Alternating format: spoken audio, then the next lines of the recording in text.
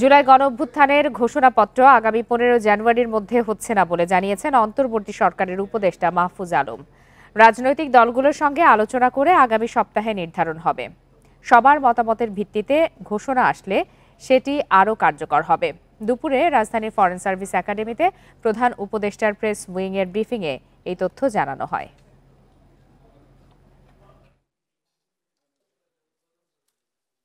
Police প্রশাসনকে all out বাতিল করে দিতে পারি না, কিন্তু এটা সংস্কার করতে পারি এবং এটা সংস্কারের জন্য অনেকগুলো প্রস্তাবনা সংস্কার কমিশন, পুলিশ সংস্কার কমিশন দিয়েছে এবং সংস্কার কমিশনের প্রস্তাবনাগুলো ওয়াইডার কনসালটেশনের পরে আমরা যদি বাস্তবায়ন করি, এটা হচ্ছে একটা দিক যে সংস্কার আমরা করছি।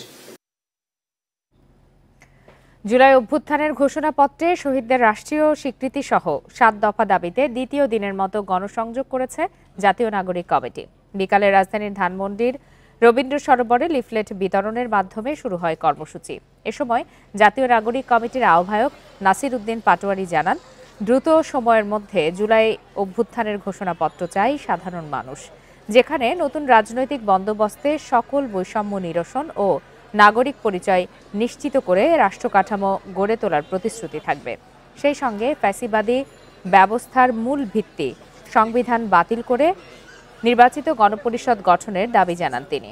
বলেন, জুলাই অভ্যুত্থানের লক্ষ্য শুধু আওয়ামী ফ্যাসিবাদী সরকার উৎখাতই ছিল না, গত 53 বছরের বৈষম্য, শোষণ ও ফ্যাসিবাদী রাজনৈতিক ব্যবস্থার বিলোপই এর মূল উদ্দেশ্য। তাই সরকারকে সব ধরনের সংস্কারের ওয়াদা ঘোষণাপত্রে উল্লেখ করার দাবি জানান তিনি। সরকার এই পর্যন্ত বলেছে যে আমরা অতি দ্রুতই হলো প্রোক্লেমেশন ঘোষণা করব। সরকার থেকে আমরা এখনো পর্যন্ত কোনো রেসপন্স পাই নাই। আমরা সরকারকে আহ্বান জানাচ্ছি দ্রুত গতিতে এই বিষয়ে ভিজিবল একটা রূপ জনগণের সামনে আপনারা তুলে নিয়ে আসুন। শেখ হাসিনার পতনের পর রাজনৈতিক দলগুলো এখন ঐক্য ধরে রাখতে পারছে না বলে দাবি করেছেন বিএনপি মহাসচিব মির্জা ফখরুল ইসলাম আলমগীর।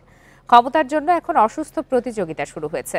দেশ ও গণতন্ত্রের স্বার্থে রাজনীতি করতে সবার প্রতি আহ্বান জানান মির্জা ফখরুল। বৃহস্পতিবার গুলশানে এক অনুষ্ঠানে এসব কথা বলেন তিনি। বিএনপি চেয়ারপারসন বেগম খালেদা জিয়ার বিরুদ্ধে প্রতিহিংসামূলক মামলার উপর লিখিত রাজবন্দির জবানবন্দি শীর্ষক বইয়ের মোড়ক উন্মোচন করতেই এ অনুষ্ঠানের আয়োজন। গুলশানে বিএনপি চেয়ারপারসনের রাজনৈতিক কার্যালয়ে অনুষ্ঠানের শুরুতেই বইয়ের মোড়ক উন্মোচন করেন দলের মহাসচিব মির্জা ফখরুল ইসলাম আলমগীর। বক্তব্যের শুরুতেই মির্জা ফখরুল বলেন, নেতাকর্মীদের আন্দোলনের ফলেই চিকিৎসার জন্য বিদেশে যেতে পেরেছেন খালেদা জিয়া। অল্প দিনের মধ্যে মামলা থেকে মুক্তি পেয়ে তারেক রহমানও দেশে ফিরবেন। কাতারের আমিরের প্রতি আমি আমার কৃতজ্ঞতা জানাচ্ছি যে তারা একেবারেই কোনো পারিশ্রমিক না, অর্থাৎ যেটাকে আমরা বলি রেন্ট না নিয়ে তারা এই প্রতিশ্রুতি দিয়েছেন। ম্যাডাম লন্ডনে গিয়ে পৌঁছেছেন তার চিকিৎসার জন্য মুক্ত অবস্থায়। এর চেয়ে বড় প্রাপ্তি ওদের আর কি আছে? পরে চলমান রাজনৈতিক পরিস্থিতি নিয়ে কথা বলতে গিয়ে মির্জা ফখরুল বলেন, দেশ ও গণতন্ত্রের স্বার্থে ঐক্য ধরে রাখার কোনো বিকল্প নেই।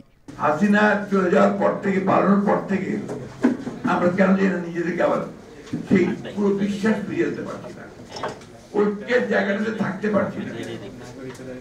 কি দুর্ভাগ্য যে এখন যেটা শুরু হয়েছে এটাকে আমি মনে করি এতটুকু সুস্থ ব্যাপার না, অসুস্থ একটা প্রতিযোগিতা শুরু হয়েছে ক্ষমতায় টিকে থাকবার জন্য।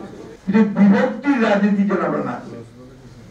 এখন যেটা প্রয়োজন, সবচেয়ে বেশি প্রয়োজন দেশকে বাঁচানোর জন্য, গণতন্ত্রকে ফিরে পাওয়ার জন্য ঐক্য।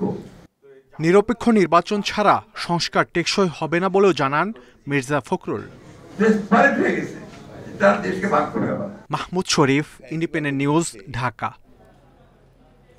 2008 থেকে 16 বছরে সারা দেশে 2276 নেতাকর্মীকে ক্রসফায়ারে হত্যার ঘটনায় আন্তর্জাতিক অপরাধ ট্রাইব্যুনালে অভিযোগ দায়ের করেছে বিএনপি। সেই সাথে 153 জনকে গুমের অভিযোগ করেছে দলটি। হত্যাকাণ্ডে অভিযুক্ত করা হয়েছে সাবেক প্রধানমন্ত্রী শেখ হাসিনা সহ আওয়ামী লীগ নেতাকর্মী ও আইনশৃঙ্খলা বাহিনীর সদস্যদের।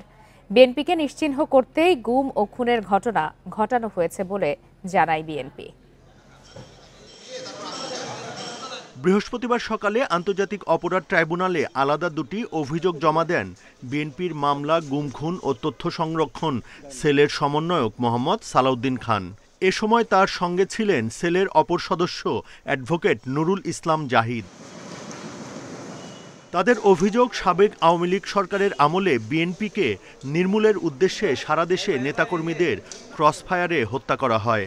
এ বিষয়ে জেলা, উপজেলা, মহানগর ও ইউনিয়ন ভিত্তিক তালিকা জমা দেওয়া হয়েছে ট্রাইব্যুনালে। এছাড়া বিএনপি নেতা ইলিয়াস আলী, চৌধুরী আলম সহ ১৫৩ কর্মীকে গুমের ঘটনায় আলাদা অভিযোগ দায়ের করা হয়েছে। যুবদল, ছাত্রদল, মূল দল সহ তাদের ছিলই যে বিএনপিকে ধ্বংস করা, বিএনপিকে নিশ্চিহ্ন করা এবং দলকে শূন্য করা। এরই আমরা আজকে ২৭৭ জনের ক্রসফায়ারের নামে যে হত্যা করেছে নির্মমভাবে, তার একটা তালিকা অভিযোগ জমা দিলাম। গুম, খুন ও হত্যার নির্দেশদাতা হিসেবে সাবেক প্রধানমন্ত্রী শেখ হাসিনাকে প্রধান আসামি করা হয়। হত্যা ও গুমের সাথে জড়িত আওয়ামী লীগ নেতাকর্মী ও আইন শৃঙ্খলা বাহিনীর সদস্যদের নামও উল্লেখ করা হয়েছে। এ সংখ্যা শতাধিক বলে জানানো হয়েছে। যারা গুম করেছে এদের আসামি এবং যারা ক্রসফায়ার দিয়েছে আমরা আসামি চিহ্নিত করেছি এভাবে যে সংশ্লিষ্ট থানায় যিনি দায়িত্বরত পুলিশ অফিসার ছিলেন, ওখানের যে পুলিশ সুপার ছিলেন এবং ওই টিমে যারা ছিলেন আমরা তাদেরকে এখানে আসামি হিসেবে দিয়েছি। ক্রসফায়ার ও গুমের বিষয়ে বিএনপি মহাসচিব মির্জা ফখরুল ইসলাম আলমগীর স্বাক্ষরিত একটি চিঠিও ট্রাইব্যুনালে জমা দিয়েছে দলটি। Buddhadeb Kundu, Independent news, Dhaka. শেখ হাসিনার দুর্নীতি খুঁজতে দুর্নীতি দমন কমিশনের নেতৃত্বে যৌথ টাস্ক ফোর্স গঠনের সিদ্ধান্ত নেওয়া হয়েছে। দুপুরে রাজধানীর সেগুনবাগিচায় সাংবাদিকদের প্রশ্নের জবাবে এই তথ্য জানিয়েছেন কমিশনের মহাপরিচালক আক্তার হোসেন। এছাড়া এসালম, বসুন্ধরা সহ 10 শীর্ষ ব্যবসা প্রতিষ্ঠানের দুর্নীতি খুঁজতে দুদকের নেতৃত্বে যৌথ টাস্ক ফোর্স গঠন করা হয়েছে বলে জানিয়েছেন তিনি। এদিকে ৩,১০০ কোটি টাকার অবৈধ লেনদেন ও ১৯ কোটি টাকার অবৈধ সম্পদ অর্জনের অভিযোগে ফরিদপুর ৪ আসনের সাবেক এমপি নিক্সন চৌধুরী ও তার স্ত্রীর বিরুদ্ধে মামলা করেছে দুদক।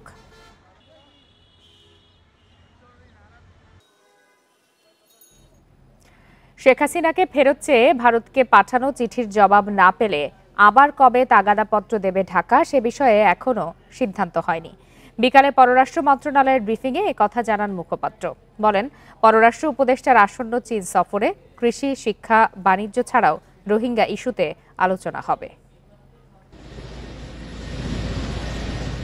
ছাত্র জনতার গণ অভ্যুত্থানের মুখে ৫ আগস্ট ভারতে চলে যান ক্ষমতাচ্যুত প্রধানমন্ত্রী শেখ হাসিনা।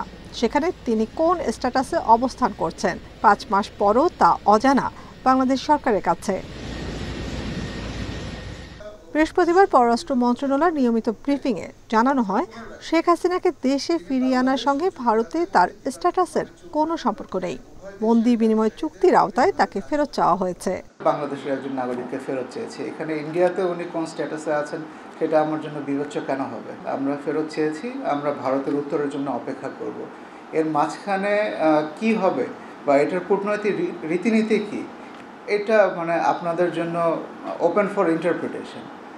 কূটনীতির ধরা বাঁধা অনেক কিছুই থাকে না, এটা এরকম একটা পরিস্থিতি। শেখ হাসিনার পাসপোর্ট বাতিলের বিষয়টি ভারত অবহিত কিনা এই বিষয়ে মুখপাত্র বলেন, বাংলাদেশের কোনো নাগরিকের পাসপোর্ট বাতিল হলে মিশনের মাধ্যমে সংশ্লিষ্ট দেশের সরকারকে তা জানিয়ে দেওয়া হয়। যে পাসপোর্ট বাতিল হয়ে গেলে সেখানে ভিসার কোনো বিষয় থাকছে না।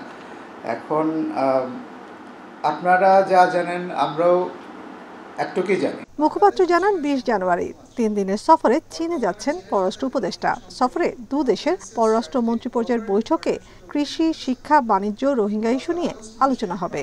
এই সফরে বাণিজ্য ভারসাম্য পুনর্গঠনের পাশাপাশি বাংলাদেশের বিভিন্ন খাতে চীনা বিনিয়োগ বৃদ্ধির বিষয়ে আলোচনা হবে বলে প্রত্যাশা করা হচ্ছে। সম্প্রতি নতুন করে আরও ৩৬ রোহিঙ্গা অনুপ্রবেশ করেছে বলেও জানানো হয় ব্রিফিংয়ে। নাফিজাতুল্লাহ, ইন্ডিপেন্ডেন্ট নিউজ, ঢাকা। ঢাকা আলিয়া মাদ্রাসার শিক্ষার্থীদের আন্দোলন আর এজলাস কক্ষে আগুনের কারণে বিডিআর হত্যার বিস্ফোরক আইনের মামলার জামিন শুনানি হয়নি। বৃহস্পতিবার শিক্ষার্থীদের বাধার মুখে পড়েন বিচারক ও প্রসিকিউটররা। বিক্ষুব্ধ শিক্ষার্থীরা জানান, কোনো অবস্থাতেই তাদের মাঠে আর আদালত বসতে দেবেন না। এদিকে এই মামলার পরবর্তী শুনানির দিন ১৯ জানুয়ারি নির্ধারণ করা হলেও আদালতের স্থান এখনও ঠিক হয়নি। অস্থায়ী আদালত সরিয়ে নিজেদের মাঠ উদ্ধারে বৃহস্পতিবার ভোর থেকে বিক্ষোভ শুরু করেন ঢাকা আলিয়া মাদ্রাসার শিক্ষার্থীরা। বন্ধ করে দেন সামনের সড়ক। তারা বলছেন 2009 সালে বিডিআর হত্যাকাণ্ডের পর থেকে প্রায় 14 বছর এই মাঠে চলছে অস্থায়ী আদালত। এতে বন্ধ হয়ে গেছে শিক্ষার্থীদের খেলাধুলা সহ বিভিন্ন কার্যক্রম। বেশ কয়েকবার আশ্বাস দেওয়া হলেও শেষ পর্যন্ত তা সরানো হয়নি। বুধবারও প্রথমে কেরানীগঞ্জে কেন্দ্রীয় কারাগারে বিডিআর হত্যা মামলার অস্থায়ী আদালত বসার কথা বলা হয়। পরে মাঝরাতে আবারও মাদ্রাসা মাঠেই বিচার কার্যক্রমের সিদ্ধান্ত হলে ক্ষুব্ধ হয়ে ওঠেন শিক্ষার্থীরা। ইতিমধ্যে আলটিমেটাম দিয়েছি যে আজকের পরে এক মুহূর্তের জন্য আমরা এই আদালতকে আর মেনে নিব না। আজকে আমাদের সাংস্কৃতিক অনুষ্ঠানের প্রবলেম হয়েছে, এইভাবে প্রতিনিয়ত 15 বছর আমাদের শিক্ষার্থীদের প্রবলেম হয়ে আসছে। খেলাধুলা, শরীর চর্চা। রাজধানীর বকশীবাজার মোড়ে ব্যারিকেড দিয়ে আটকে দেওয়া হয় সরকারি প্রসিকিউটর ও বিচারককে। এক পর্যায়ে শিক্ষার্থীদের বুঝিয়ে আদালত পরিদর্শনে যান বিচারক ইব্রাহিম মিয়া। কোনোভাবে এখানে কোর্ট বসানোর বাইতারা করে যাচ্ছে, তো আমরা চাচ্ছি যে আমাদের যে জায়গাটা আমাদের বুঝিয়ে দেয়। অনেক রাত্রে আমরা দেখতে পাচ্ছি যে আলিয়া মাদ্রাসায় বসবে, এখানে বসবে, এটাও আমরা ওইভাবে কনফার্ম না। অস্থায়ী আদালতের টিন শেডটি জুলাই আন্দোলনের সময় একবার ভাঙচুর হয়, আর বুধবার দিবাগত রাতে এজলাস কক্ষে আগুন দেয় দুর্বৃত্তরা। এতে পুড়ে যায় ভেতরের আসবাবপত্র সহ সবকিছু। পরিদর্শন শেষে বিচারক জানান সেখানে বিচার কাজ পরিচালনা এখন সম্ভব নয়। কোনো সম্পদ এভাবে ধ্বংস হোক, এটা একজন নাগরিক হিসাবে আমি চাই না। কর্তৃপক্ষের সিদ্ধান্ত নেবে। একাধিক প্রপোজাল এসেছে, এখানে আজকে আসামি পক্ষ থেকে বলা হয়েছে পুরানা জেলখানায় দেওয়া যায় কিনা, আর একটা মহিলা কারাগার আছে এখানে দেওয়া যায় কিনা। এরপরে হলো কেরানীগঞ্জ। এদিকে বিস্ফোরক আইনের এই মামলার বিচার শেষ না হওয়ায় হত্যা মামলায় সাজা ভোগ করা এবং খালাস পাওয়া 5 শতাধিক আসামির প্রায় সব এখনো বন্দী। প্রায় 15 বছর ধরে জেল খাটছেন তারা। Zahidul Bashar, independent news, Dhaka. এদিকে পিলখানায় বিডিআর বিদ্রোহের মামলায় গ্রেপ্তার নিরপরাধ জওয়ানদের মুক্তি ও পুনঃতদন্ত সহ 3 দাবিতে কেন্দ্রীয় শহীদ মিনার থেকে শাহবাগ মোড়ে গিয়ে অবরোধ করেন স্বজনরা। দুপুর 1:30টার দিকে শাহবাগ মোড়ে অবস্থান নেন তারা।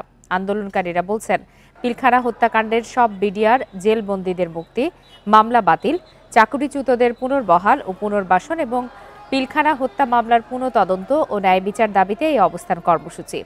গত 2 দিন ধরে কেন্দ্রীয় শহীদ মিনার এলাকায় বিক্ষোভ চালিয়ে আসছিলেন তারা। প্রধান উপদেষ্টার সঙ্গে দেখা করে দাবি তুলে ধরার সুযোগ চান আন্দোলনকারীরা। এদিকে শাহবাগ মোড়ে সতর্ক অবস্থানে রয়েছে পুলিশ সদস্যরা। অপ্রীতিকর পরিস্থিতি যেন তৈরি না হয় সেটি দেখভাল করছেন তারা। তবে গুরুত্বপূর্ণ এই মোড় বন্ধ হয়ে যাওয়ায় চারিদিকে যানজট দেখা গেছে।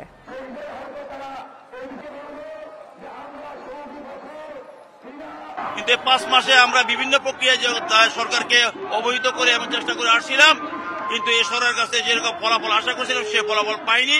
গত সরকার আমলে যত মামলা ছিল সব খারিজ হয়ে গেছে, তাহলে সেই সরকারের আমলের মামলায় কেন আমাদের বিডিআর এখনো জেলে থাকবে? গত 16 বছর যাবত আমাদের কিছু লোক এখনো জেলখানায় রয়ে গেছে, তাদের বিভিন্ন মেয়াদে সাজা হয়েছে। সাজা ভোগ করার পরেও তারা এখনো জেলখানায় বিভিন্ন রোগে ভুগতে আছে। ভাঙাড়ির দোকান থেকে উদ্ধার করা হলো চট্টগ্রাম আদালত থেকে হারিয়ে যাওয়া মামলার নথি। কোতোয়ালি থানার সতীশ বাবু লেন থেকে 1911 মামলার নথির মধ্যে 9 বস্তা উদ্ধার করেছে পুলিশ। এ ঘটনায় রাসেল নামে একজনকে আটকও করা হয়েছে। তবে আইনজীবী সমিতি জানিয়েছে নথি উদ্ধার হলেও এমন ঘটনা এড়াতে আদালত প্রাঙ্গণে নিরাপত্তা বাড়ানো জরুরি। আদালত প্রাঙ্গণ থেকে মামলার নথি গায়েবে জিডির পরই নড়ে চড়ে বসে প্রশাসন। আদালতের সিসিটিভি ফুটেজ বিশ্লেষণ করে পুলিশ সন্দেহভাজন চা দোকানের কর্মচারী রাসেলকে শনাক্ত করে। বুধবার রাতে তাকে বাকলিয়া এলাকা থেকে আটক করা হয়। রাসেলের দেয়া তথ্যের ভিত্তিতে কোতোয়ালি থানার সতীশ বাবু লেন এলাকায় একটি ভাঙাড়ির দোকান থেকে হারিয়ে যাওয়া 9 বস্তা নথি উদ্ধার করা হয়। সেখানে এসব নথি 16 টাকা কেজি দরে বিক্রি করেছিল রাসেল। ঘটনার সাথে আর কেউ যুক্ত আছে কিনা তা খতিয়ে দেখা হচ্ছে বলে জানিয়েছে পুলিশ। রাসেল মূলত যেটা আমরা প্রাপ্ত তথ্য পেয়েছি, সে কোর্ট বিল্ডিং এ 4 দোকানে চাকরি করতো। ডকুমেন্টগুলো কোর্ট বিল্ডিং এর বারান্দা অরক্ষিত অবস্থায় স্তূপ আকারে ছিল। সে এগুলি ওয়েস্টেজ কাগজ হিসেবে ভাবে এই মালামালগুলো সে কাঁধে করে নিয়ে ভাঙ্গারের দোকানে কাগজ আকারে বিক্রি করেছে। নথি উদ্ধারের ঘটনায় স্বস্তি নেমেছে আদালত পাড়ায়। তবে সংশ্লিষ্টরা বলছে আদালত প্রাঙ্গণে নিরাপত্তা জোরদার করা জরুরি। এরই মধ্যে পিপি কার্যালয়ের আশেপাশে শুরু হয়েছে সিসিটিভি ক্যামেরা বসানোর কাজ। আইন প্রয়োগকারী সংস্থাকে যেহেতু আমি জিডির মাধ্যমে জানিয়েছি, জিডি করেছি এবং আইনি প্রক্রিয়া তাদের হাতেই হবে এবং আইনি প্রক্রিয়া তারা অলরেডি শুরু করেছে। আমাদের ট্রেজারি সেকশন এখানে আছেন, এখানে কোটি কোটি টাকার সম্পদ রয়েছে। আমার মনে হয় টোটাল এলাকাটা একটা নিশ্চিত নিরাপত্তার মধ্যে রাখাটা দরকার বলে আমি মনে করি। আমার দাবি থাকবে এটা নিশ্চিত নিরাপত্তার দ্রুত ব্যবস্থা গ্রহণ করার জন্য। গত রোববার আদালতের অবকাশকালীন বন্ধে মহানগর পিপির কার্যালয় থেকে প্রায় 1900 মামলার নথি চুরি হয়েছিল। অনুপম শীল, ইন্ডিপেন্ডেন্ট নিউজ, চট্টগ্রাম। শরীয়তপুরের জাজিরা থানার ভেতরে মিলল ওসি আল আমিনের মরদেহ। প্রাথমিকভাবে এটিকে আত্মহত্যা বলে ধারণা করছেন পুলিশ সুপার নজরুল ইসলাম। তিনি জানান, বৃহস্পতিবার দুপুর 1:15টার দিকে ডিউটিরত পুলিশ সদস্যরা ওসি আল আমিনের কক্ষে গিয়ে জানালায় গামছা পেঁচানো অবস্থায় ঝুলন্ত মরদেহ দেখতে পান। পরে বিষয়টি ঊর্ধ্বতন কর্তৃপক্ষকে জানান তারা। ময়নাতদন্তের জন্য মরদেহ হাসপাতালে পাঠানো হবে। ঘটনা তদন্তে নেমেছে রাজধানী থেকে যাওয়া গোয়েন্দা বিভাগের সদস্যরা।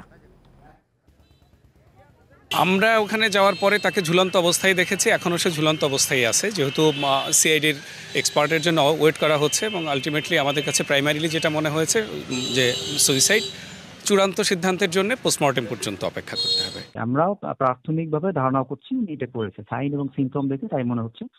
আমরা এখন লাশ চূড়ান্ত করার জন্য অপেক্ষায় আছি এবং আমাদের সিআইডি ফরেনসিক টিম আসলে আমরা লাশ চূড়ান্ত করব। আর এই ছিল আজকের সংবাদ সন্ধ্যায়। এতক্ষণ সাথে থাকার জন্য ধন্যবাদ সবাইকে।